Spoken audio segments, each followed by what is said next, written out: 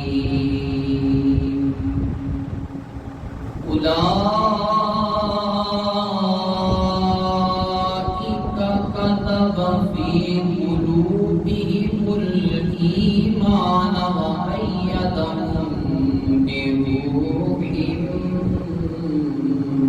منه صدق الله العظيم وبلغنا رسوله النبي الكريم الأمين ونحن على ذلك لمن الشاهدين والشاكرين والحمد لله رب العالمين.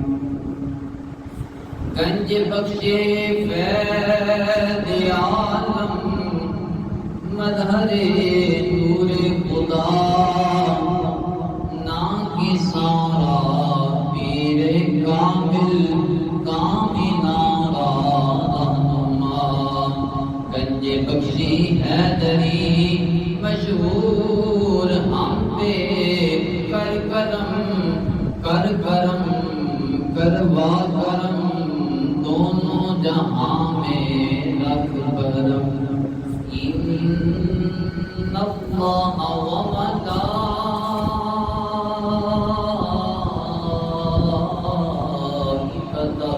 یصلون علی النبی یا ایھا الذین آمنوا صلوا علیہ وسلموا تسلیما. الصلاة والسلام علیک یا سیدی یا رسول اللہ وعلی آلک واصحابک یا سیدی یا حبیب اللہ. الصلاة والسلام علیک یا شفیع المذنبین وعلی آلک واصحابک یا جد الحسن والحسین. سبحان اللہ سبحان اللہ. میری زندگی کا تجھ سے یہ نظام چل رہا ہے. میری زندگی کا تجھ سے یہ نظام چل رہا ہے. تیرا واسطہ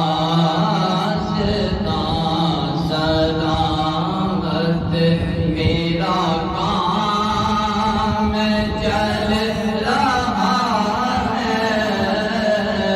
تیرا واسطہ سلامت نہیں عرش و فرش پائی تیری عظمتوں کے چلتے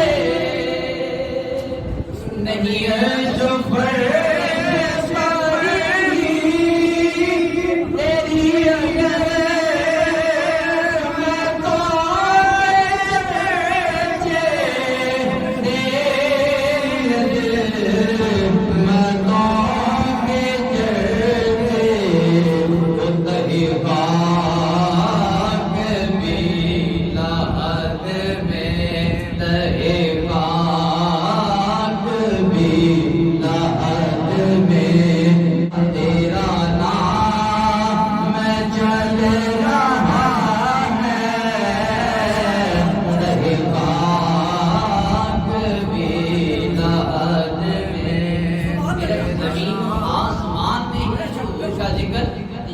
یہیں پر حضور کا نام نہیں چلتا بلکہ جب قبر میں جائیں گے تو قبر میں بھی سرکار کا ہی نام چلے گا.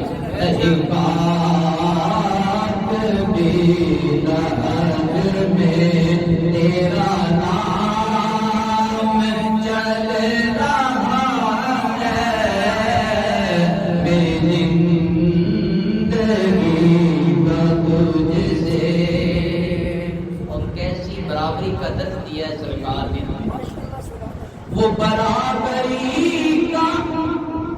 وہ برابری کا تو نے دیا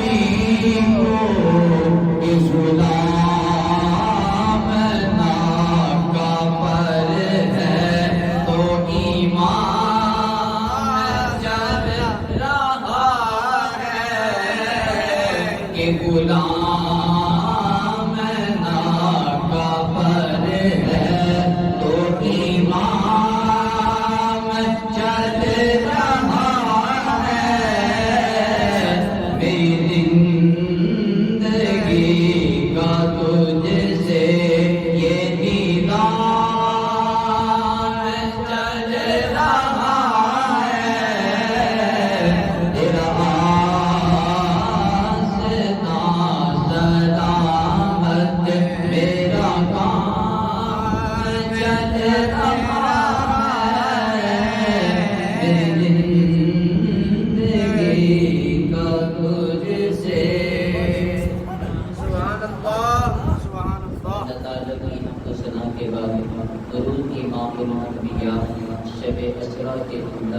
مدینے کے تاجدار بے قصد کے قصد بے سہاروں کے سہارا یثرب کو مدینہ بنانے والے حلیمہ کی خطوں کی کلی کو عرش کا زینہ بنانے والے نور پر نور شفیع امت جناب محمد مصطفیٰ صلی اللہ علیہ وآلہ وسلم کی بارگاہ ناز کے اندر نہایت ہی ادب کے ساتھ انکساری کے ساتھ پیش کرنے کے بعد تمام معزز سامعین کرام اور جہاں تک میری آواز جا رہی ہے تمام اہل اسلام کو میری طرف سے السلام علیکم ورحمۃ اللہ وبرکاتہ۔ اللہ تعالیٰ کا بے پایا فضل و کرم ہے کہ خالق کائنات نے ایک مرتبہ پھر جمعہ المبارک کی خوبصورت گھڑیاں عطا فرمائی اور ان خوبصورت گھڑیوں کے اندر میں جو عنوان لے کر حاضر خدمت ہوا ہمارے مکہ کے امام حضرت امام اعظم ابو حنیفہ علیہ الرحمہ آپ کا ذکر خیر کرنا ہے اور وہ ان کے اللہ تعالیٰ مجھے حق اور سچ بیان کرنے کی توفیق عطا فرمائے اور آپ سب کو سنا کر اس کو یاد رکھنے اور اس پر عمل کرنے کی توفیق عطا فرمائے۔ دوران خطبہ میں نے سورۃ مجادلہ کی آیت نمبر 22 پڑھی اولئک کتب فی قلوبہم الایمان وأیدہم بروح منہ، یہی وہ لوگ ہیں جن کے دلوں میں اللہ تعالیٰ نے ایمان نقش فرما دیا۔ یہی وہ لوگ ہیں جن کے دلوں میں اللہ تعالیٰ نے ایمان نقش فرما دیا اور اپنی طرف کی روح سے ان کی مدد بھی فرمائی اور انہی کے اندر حضرت امام اعظم ابو حنیفہ علیہ الرحمہ۔ آپ پہلے مختصر سا میں تھوڑا سا تعارف بیان کرتا چلا جاؤں۔ حضرت امام اعظم ابو حنیفہ کا نام تھا نعمان اور آپ کے والد محترم کا نام تھا ثابت اور آپ کی کنیت تھی ابو حنیفہ۔ سب سے پہلے ہم بات شروع کرتے ہیں کہ آپ کو ابو حنیفہ کیوں کہا جاتا ہے اور یہ پتہ بھی ہونا چاہیے اگر ہمارے امام ہیں فقہ کے ہمارے امام ہیں حضرت امام اعظم ابو حنیفہ کوئی پوچھ سکتا ہے کہ آپ کے امام صاحب کو جو حنیفہ کہتے ہیں اس کی کیا وجہ ہے؟ اس کی وجہ آپ کے سامنے رکھوں گا۔ ایک مرتبہ حضرت امام اعظم ابو حنیفہ علیہ الرحمہ کہیں تشریف فرما تھے تو کچھ عورتوں نے آپ سے سوال کر دیا۔ سوال کیا کیا؟ سوال یہ کیا کہ امام صاحب یہ بتائیں کہ جس طرح ایک مرد بیک وقت 4 عورتیں رکھ سکتا ہے اسی طرح کوئی عورت 2 یا 3 مرد کیوں نہیں رکھ سکتی؟ یہ سوال کیا عورتوں نے۔ جس وقت عورتوں نے یہ سوال کیا آپ نے کہا کہ میں آپ کی اس بات کا جواب پھر دوں گا، اور آپ اس الجھن میں ہیں کہ اب یہ عورتیں ہیں اور میں ان کو اس بات کا جواب کیسے دوں۔ اسی الجھن کے اندر حضرت امام اعظم ابو حنیفہ علیہ رحمہ اپنے گھر کے اندر تشریف لاتے ہیں۔ جب گھر میں تشریف لائے تو آپ کی ایک صاحبزادی تھی جس کا نام تھا حنیفہ۔ تو آپ نے جب اپنے والد محترم کو الجھن میں دیکھا، پریشانی کے عالم میں دیکھا، تو کہا بابا جان کیا بات ہے، آج آپ کو کوئی الجھن ہے، کوئی پریشانی ہے، بتائیں تو صحیح کون سی پریشانی ہے۔ حضرت امام اعظم ابو حنیفہ علیہ رحمہ فرمانے لگے پریشانی یہ ہے کہ آج مجھ سے عورتوں نے سوال کیا ہے کہ جس طرح ایک بندہ، ایک مرد، ایک جنا 4 عورتیں با یک وقت رکھ سکتا ہے، اسی طرح ایک عورت 2 یا 3 مرد کیوں نہیں رکھ سکتی؟ تو یہ مجھ سے سوال ہوا ہے اور میں اسی الجھن میں ہوں۔ تو اس وقت آپ کی صاحبزادی جس کا نام حنیفہ تھا، اس نے کہا کہ میں ان عورتوں کے سوال کا جواب دوں گی، لیکن ایک بات، وہ یہ بات ہے کہ آپ میرے نام کے ساتھ اپنا نام مشہور کریں، اپنے نام کے ساتھ میرا نام جو حنیفہ ہے وہ مشہور کریں گے، تو پھر میں ان عورتوں کا جواب دوں گی۔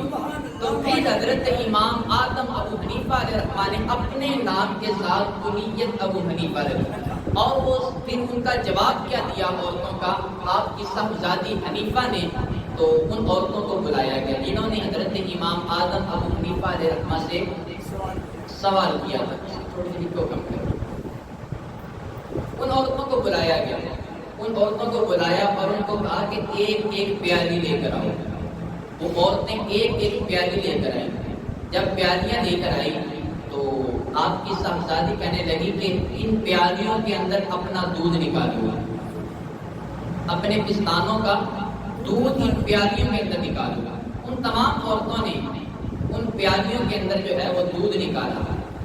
اس وقت دودھ نکالا، دودھ نکالنے کے بعد آپ نے ایک بڑا پیالہ ان کو دیا، بڑا پیالہ دے کر کہا کہ جو آپ نے الگ الگ پیالیوں کے اندر دودھ نکالا ہے نا، اس سارے دودھ کو اس ایک پیالے میں مکس کرو، اس سارے دودھ کو کسی ایک پیالے میں ڈال دو۔ جب انہوں عورتوں نے اسی ایک پیالے کے اندر تمام نے اپنا دودھ ڈال دیا، اس کے بعد حضرت امام اعظم ابو حنیفہ کی صاحبزادی ابو حنیفہ کہنے لگی کہ اب ذرا اس پیالے سے اپنا اپنا دودھ نکالو۔ سبحان اللہ! یہ جو دودھ مکس ہوا ہے ایک پیالے کے اندر، اس پیالے سے اب اپنا اپنا دودھ نکالو۔ تو وہ کہنے لگی یہ تو ناممکن بات ہے، یہ اب کیسے نکالے ہم؟ ایک پیالے کے اندر سارا دودھ مکس ہو گیا۔ تو وہاں پر آپ کی صاحبزادی نے کہا اسی طرح ایک عورت 2 یا 3 مرد نہیں لگ سکتی، کیونکہ حصول اولاد کے لیے صرف ایک ہی جگہ منتخب ہے۔ اس وقت اولاد پیدا ہوگی تم یہ پہچان نہیں کر سکو کہ یہ میرے کس شوہر کی اولاد ہے، یہ میرے کس مرد کی اولاد ہے۔ اس وجہ سے کہا گیا کہ عورت جو ہے وہ 2-3 مرد نہیں رکھ سکتی، کیونکہ پچھلے دنوں کے اندر ایک بات بھی مشہور ہوئی تھی کہ عورتوں نے کہا کہ میرا جسم اور میری مرضی۔ عورتوں کا، بلکہ عورتیں ہو یا مرد ہو، کسی کا بھی اپنا جسم نہیں، یہ سب کچھ دیا ہوا خالق کائنات کا ہے، اور یہ اگر جسم کے اندر روح بھی ہے یہ اس کی امانت ہے، اور اس کو ہم نے اسی طرح اس روح کو گزارنا ہے اور اس وقت کو اسی طرح پاس کرنا ہے کہ جس طرح ہمیں کسی نے امانت دی ہے اور اس کے اندر ہم نے خیانت نہیں کرنی۔ اس وجہ سے آپ کو حضرت امام اعظم ابو حنیفہ علیہ رحمہ کو حنیفہ کہا جانے لگا اور آپ کی یہ کنیت مشہور ہو گئی۔ اس کے بعد اگلی بات، کیونکہ آج یہی ذکر خیر کرنا ہے، تو ایک مرتبہ حضرت امام اعظم ابو حنیفہ علیہ رحمہ آپ نے دنیا سے ناطا توڑ کر، دنیا سے کنارہ کر کے عبادت و ریاضت کے اندر عبادت وقت گزارنا شروع کر دیا۔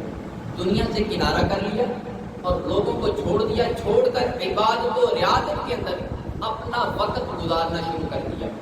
اس وقت آپ نے یہ وقت گزارنا شروع کیا، یہ بڑی عجیب بات ہے، اور حقیقتاً جو باتیں پہلی بار سنی ہوں ان کے اندر بندے کو اشکال پیدا ہوتا ہے، یہ پتہ نہیں یہ ٹھیک ہوں گی یا نہیں ٹھیک ہوں گی، لیکن حقیقت پر مبنی بات ہے کہ جس وقت آپ نے دنیا سے کنارہ کیا، کنارہ کرنے کے بعد اللہ تعالیٰ کی عبادت اور ریاضت اندر وقت گزارا تو ایک رات آپ کو خواب آیا.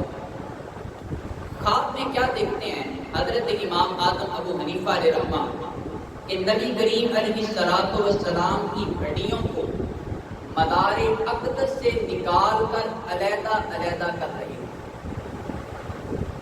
بڑی پریشانی ہوئی، عجیب خواب ہے، ذہن کے اوپر دہشت طاری ہے. اور پھر آپ نے اپنا یہ خواب حضرت امام بن سنین رحمۃ اللہ تعالی علیہ کے سامنے رکھا کہ مجھے ذرا اس خواب کی تعبیر تو بتاؤ، اس خواب کی تعبیر کیا ہے؟ تو جس وقت حضرت امام بن سنین نے حضرت امام اعظم ابو حنیفہ کا یہ خواب سنا تو کہنے لگے کہ تمہیں مبارک ہو، تمہارا خواب بڑا مبارک ہے. وہ یہ اس خواب کی تعبیر ہے کہ خالق کائنات تمہیں سنت نبوی کی شناخت عطا فرمائے گا. وہ سنت نبوی کی شناخت کیسی ہوگی؟ یعنی جو صحیح حدیثیں ہوں گی ان سے موضوع حدیثوں کو جدا کرنے میں تمہیں اللہ تعالیٰ مہارت عطا کرے گا. اس خواب کی تعبیر یہ ہے. اور کچھ ہی دنوں کے بعد حضرت امام اعظم ابو حنیفہ علیہ رحمہ کو پھر دوبارہ خواب آیا تو خواب کے اندر نبی کریم علیہ السلام تشریف لائے. امام اعظم ابو حنیفہ علیہ رحمہ تو یہی کہتے ہوں گے سپنے دے وچ مینوں ماہی ملیا تے میں گل وچ پا لਈਆਂ باواں تے ڈر دی ماری اکھ نہ کھولاں کتے پھر بچھڑ نہ جاواں. تو جس وقت پھر نبی کریم علیہ السلام خواب کے اندر آئے تو سرکار نے فرمایا اے ابو حنیفہ تیری تخلیق ہی میری سنت کا اظہار کرنے کے لیے کی گئی ہے. تیرا پیدا ہونا ہی میری سنت کا اظہار کرنے کے لیے تمہیں پیدا کیا گیا ہے. تو دنیا سے کنارہ کر رہا ہے، ذرا دنیا میں آ کر لوگوں کو ذرا جینا بتا، ذرا ان کو مسئلے مسائل سمجھا کہ کس طرح تم نے اپنی زندگی کو گزارنا ہے. اس کے بعد اگلی بات کہ حضرت امام اعظم ابو حنیفہ علیہ رحمہ کا تقویٰ کیا تھا، کس قدر آپ کو اللہ تعالیٰ نے تقویٰ عطا کیا. خلیفہ وقت نے ایک عہد نامہ تحریر کروایا. عہد نامہ کوئی مشورہ کوئی بات تحریر کروائی. تحریر کروانے کے بعد علماء بھی کافی وہاں پر موجود تھے، لیکن بعض علماء بزرگ ہونے کے ناطے اس اجتماع کے اندر شامل نہ ہو سکے، جن کے اندر اس وقت کے قاضی حضرت امام شعبی رحمۃ اللہ تعالی علیہ آپ بھی اس اجتماع کے اندر شامل نہیں تھے. حضرت امام اعظم ابو حنیفہ علیہ رحمہ آپ بھی اس اجتماع کے اندر شامل نہیں تھے. اب جب وہ تحریر نامہ وہ عہد نامہ تحریر کروا لیا گیا، اس کے بعد قاضی وقت حضرت امام شعبی کے پاس وہ عہد نامہ لے کر جایا گیا. جب وہاں پر لے کر گئے تو ان کو کہا گیا کہ آپ اس کے اوپر دستخط کریں.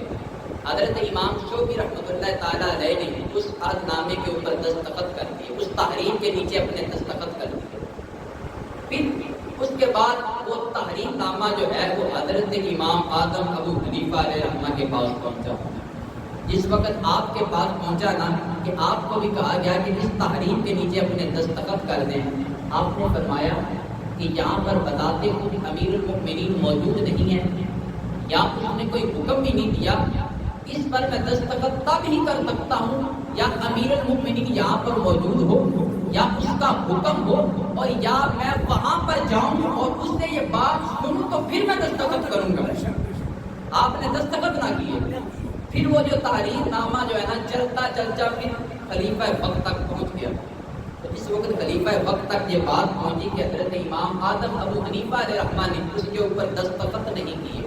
تو آپ کو پتہ ہے کوئی بھی مشورہ ہو، کوئی بھی تحریر نامہ ہو جس کے اوپر دستخط ہوتے ہیں وہ بطور گواہ پیش کیا جاتا ہے، وہ گواہ بنائے جاتے ہیں ان کے اوپر دستخط کیے جاتے ہیں.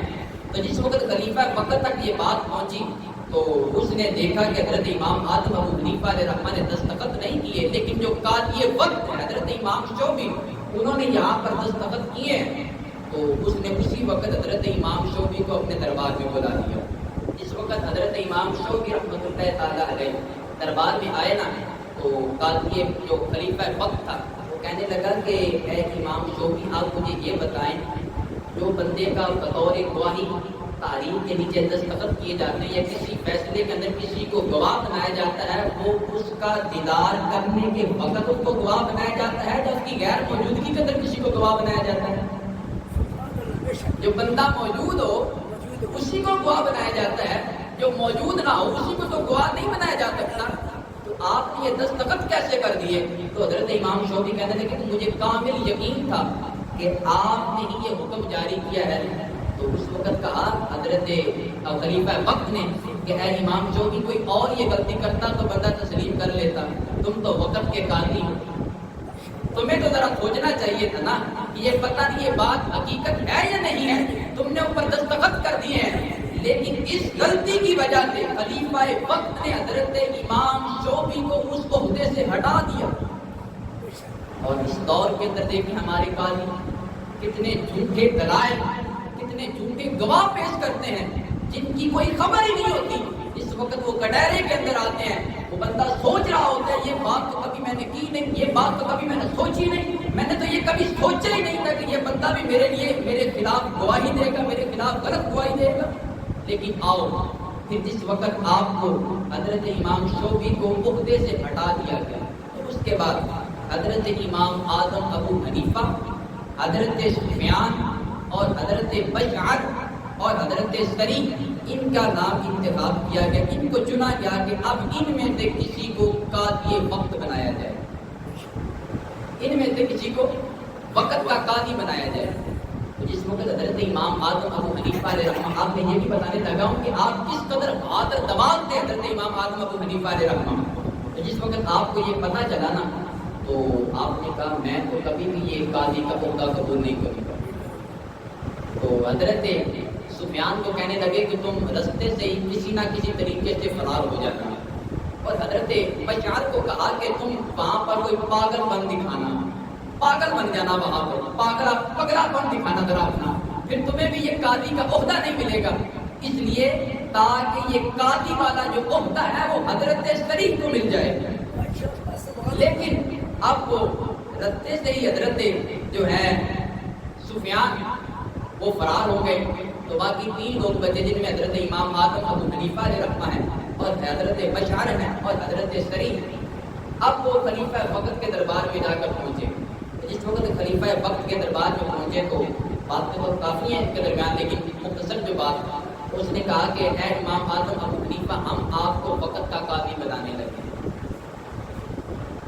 حضرت امام اعظم ابو حنیفہ علیہ رحمہ کہنے لگے کہ میں قاضی وقت کیسے بن سکتا ہوں، میں تو عربی نسل نہیں ہوں، میری جو زبان وہ عربی نہیں ہے، ٹھیک ہے، لہٰذا میں جو ہے وہ قاضی وقت نہیں بن سکتا۔ انہی مجمع میں سے ایک بندے نے کہا کہ عربی نسل ہونے کی وجہ سے تو قاضی وقت نہیں بنایا جاتا، قاضی وقت تو علم کی بنا پر بنایا جاتا ہے، آپ کے پاس علم تو ہے۔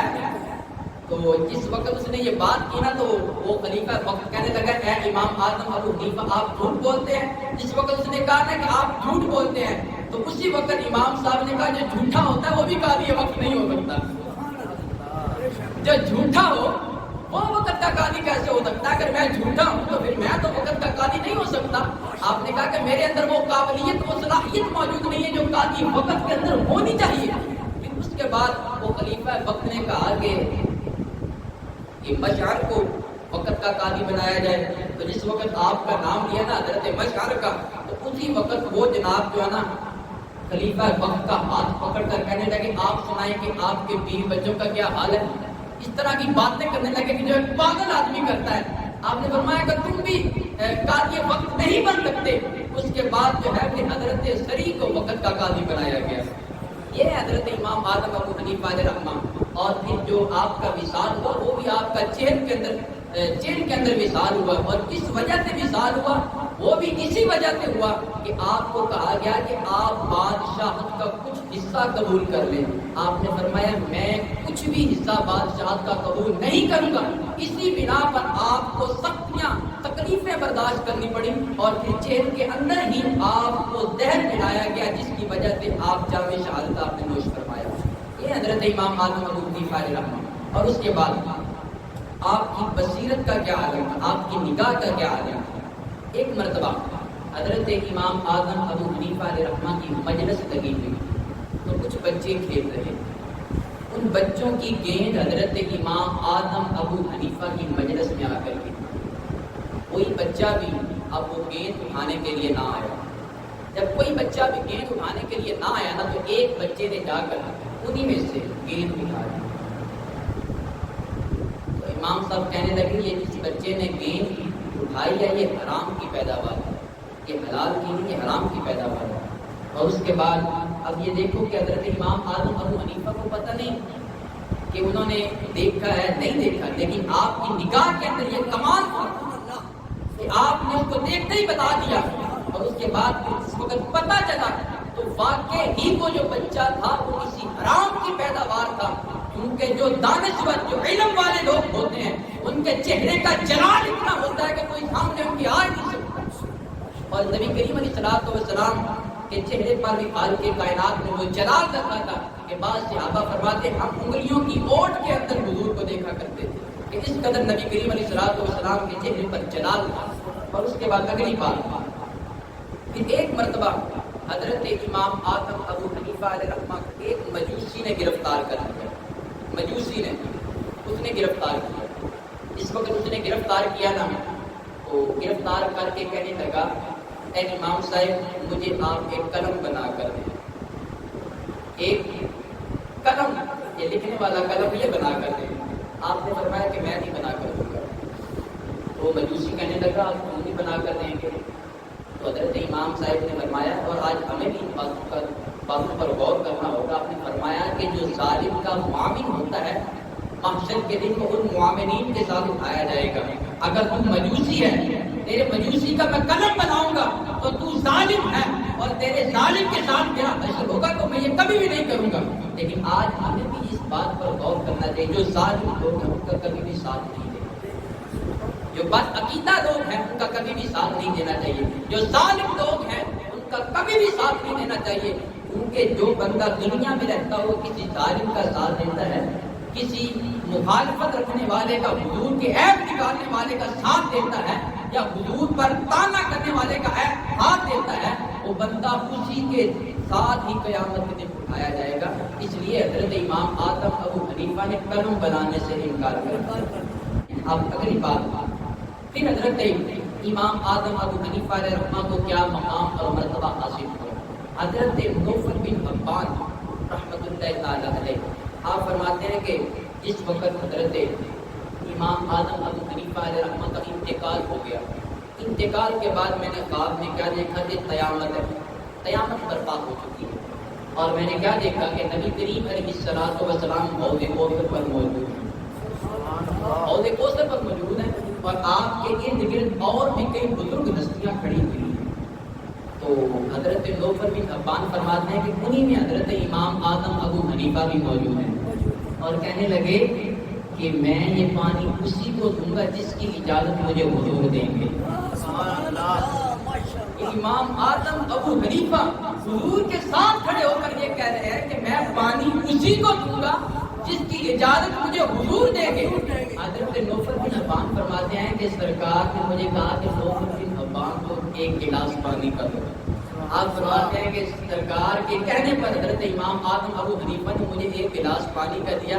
آپ فرماتے ہیں حضرت نوفل بن حبان کے میں نے پیٹ بھر کر پانی پیا لیکن اس پانی کے اندر بالکل بھی کمی محسوس نہ ہوئی بلکہ وہ پانی اتنے کا اتنا ہی رہا. اور اس کے بعد پھر وقت گزرتا گیا.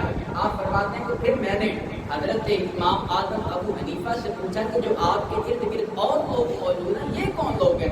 تو آپ نے فرمایا کہ یہ حضرت ابراہیم خلیل اللہ علیہ السلام، یہ حضرت ابوبکر صدیق رضی اللہ تعالی عنہ ہے. اب یہاں سے یہ بات نہیں ہے کہ حضرت ابوبکر صدیق رضی اللہ تعالیٰ عنہ کا مقام سب سے اعلیٰ و ارفع ہے. نبی اور رسولوں کے بعد جو مقام جو فضیلت ہے وہ حضرت ابوبکر صدیق کی ہے. لیکن یہاں پر جو ہمارا ٹاپک چل رہا ہے، جو ہمارا عنوان ہے، ہمیں اسی کو بیان کرنا ہے. بعض لوگ یہ کہتے ہیں کہ آپ اس وقت بیان کرتے ہیں تو آپ کا جو ہے وہ بات کو اوپر لے جاتے ہیں، کسی اور کی شخصیت کو اوپر لے آتے ہیں. کسی کی شخصیت کو اوپر لانا جس کا مقام جو مرتبہ جو ہے وہ اسی کا ہے.